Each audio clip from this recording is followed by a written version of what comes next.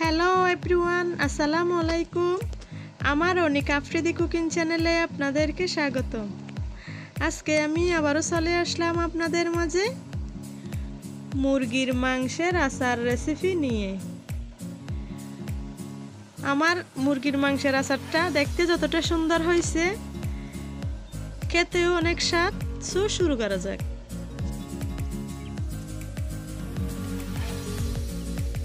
চুলায় আমি একটা ডেকচি তুলে নিয়ে একটু গরম করে নিয়েছি। এরপর যে আমি দিয়েছি কালো জিরা, চিকন জিরা, মেথি, কালো সর্ষে, তারপর মরি, তারপর দিছি গোটা ধনিয়া। এগুলো আমি ভেজে নিয়ে একটা ব্লেন্ডারে গ্রেট করে নিব।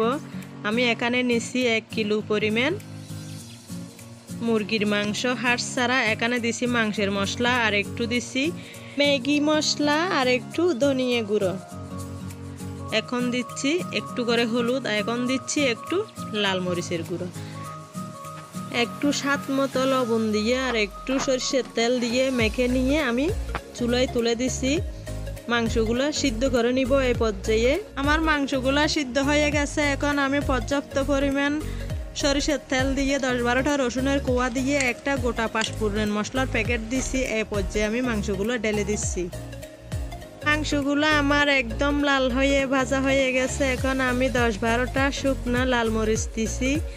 এই পর্যায়ে আমি ভাজা মশলার গুঁড়োগুলোও দিয়ে দিছি। এখন ভালো করে একটু মিক্স করে নিছি। এই পর্যায়ে আমি দিয়ে দিচ্ছি তেঁতুলের চাটনি। মুরগির মাংসগুলো কিন্তু ভিতর থেকে লাল করে ভেজে নিতে হবে, না হলে নষ্ট হয়ে যাবে। আর সরিষার তেল দিয়ে ভাজতে হবে। এই পর্যায়ে আমি দিয়ে দিচ্ছি সিরকা বা ভিনিগার, 2টা থেকে কোনো একটাই দিতে পারেন। এখন ভালো করে নেড়ে ছেড়ে দিচ্ছি। আমার মাংসগুলো একদম রেডি। এখন আমি নামিয়ে নিচ্ছি। নামিয়ে নেওয়ার আগে আর একটু সিরকা দিছি। চুলা বন্ধ করে দিয়ে দেখেন আমার মুরগির মাংসের আচারগুলো কতটা সুন্দর হয়েছে। আমি একটা প্লেটে নিয়ে দেখাচ্ছি আপনাদেরকে। এ পর্যায়ে আমি একটা কাঁচের কৌটাতে ঢুকিয়ে রাখবো।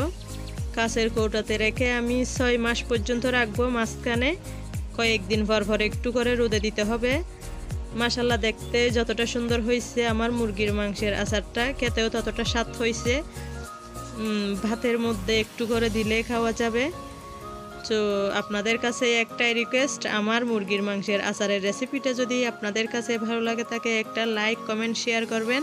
যারা আমার চ্যানেলে সাবস্ক্রাইব করছেন তাদেরকে অসংখ্য ধন্যবাদ। আর যারা আমার চ্যানেলে নতুন, প্লিজ প্লিজ প্লিজ তারাও অবশ্যই সাবস্ক্রাইব করে নেবেন।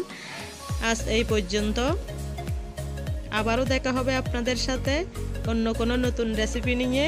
এই পর্যন্ত ভালো থাকবেন, সুস্থ থাকবেন। এবারের মতো বিদায়। আসসালামু আলাইকুম।